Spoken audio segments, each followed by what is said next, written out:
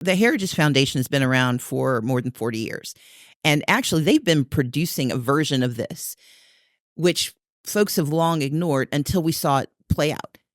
In this document, what they call Project 2025, when they started it, it was called the Mandate on Leadership. It came out after Reagan. Wow. That's when they first started publishing it. They have said what we want to do. We want to strip communities of color of access. They talked about affirmative action and how do you end it. We want to do election security. That's voter suppression. They've been telling us what they were doing, but more importantly, they've been doing it. So when we say Project 2025 is dangerous, it's because we've seen Project 2020, Project 20. Right. They've been able to implement it. And so here's what they want to do now. They are angry about what Joe Biden and Kamala Harris have achieved. They're angry about what Barack Obama achieved. They do not want us to have what we have. And so it's 900 pages of how they plan to fire anybody who works a good government job who isn't willing to pledge allegiance. And if you think it doesn't matter to you, if you have a family member who works for the post office, wow, that's a government job. If you have a family member, it goes down that far. I'm thinking these are Pentagon jobs. And when you start to change who's in charge, yes, they change who's in charge and they change who works for them. They want to dismantle civil service. That's how this happens. And the reality is what they're willing to tell us they're going to do is not the end of what they're going to do. And so the reason I invoke the post office receives funding from the federal government. Right. Louis DeJoy is a federal employee, but there are so many others.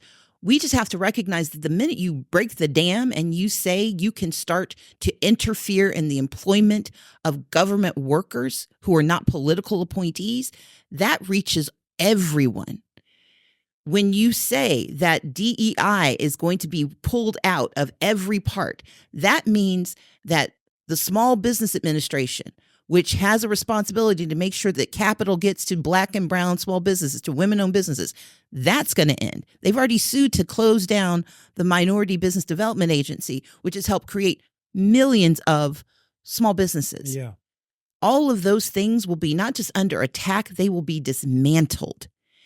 And it doesn't take much because look at how far we slipped back in 8 years.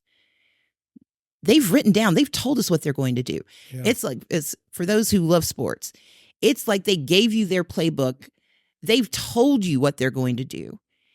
And we are a peewee football team about to play against, I grew up watching the Cowboys and the Jets and those, but it's like you're playing against the Kansas City Chiefs. Yeah. And you're a peewee football team. If we think that what they say they're going to do isn't going to happen because, we're playing the same game, no, we're not in the same game. No. And so our job is to recognize that we too have the ability to play pro ball. We too have the ability to fight back. But it begins by making sure they don't get the power they seek, because what they seek is to strip us of our power. One of the things that white evangelical Christians did was they said, you know what? Let's try to control the school boards. Yes. Because if we control the school boards, then we can inform the curriculum and we can dismantle little Stacey in the cafeteria yes. before she gets there. I want you to talk about, because you mentioned it in passing, going to the bottom of the ticket. This is the very first time, Ms. Abrams, since 1976. This is 2024. Since 1976, this is the first time that the majority of the Atlanta school board is not Black. So what do we do? Because I pastored in Atlanta, Georgia, Stonecrest, Georgia. Any number of people come through our church who running for office. Nobody has come through who's running for the school board. What do we do is a two-part question. One, on preparing people to run. And number two, how do we really mobilize people for the non-sexy positions? So it's easy for the governor, for the president, for the senator, for the congressman, but you're going down to commissioner and city council. There's no TV ads for that. How do we get the community engaged for those? So I'm going to start with the second part of your question to get to the first. Most of our lives are not governed by who the president is or who's in Congress. If your children get the education they need, that's your school board. If your trash gets picked up, that's your city council or your county commission. Right. If there are gun laws that protect our children, that's the state legislature. The governor of Georgia refused to accept EBT money for the summer. He said he would not feed children during the summer. Ooh. It was money. It's money we've already paid into the system. Yeah. He sent it back. Every year, the state of Georgia sends back millions of dollars that we have paid for health care, and we don't get to have it. And we say, oh, well, it's just poor people. No. Veterans in Georgia don't get health care because we won't expand Medicaid, because they were in the National Guard and they don't qualify for TRICARE and they can't have access.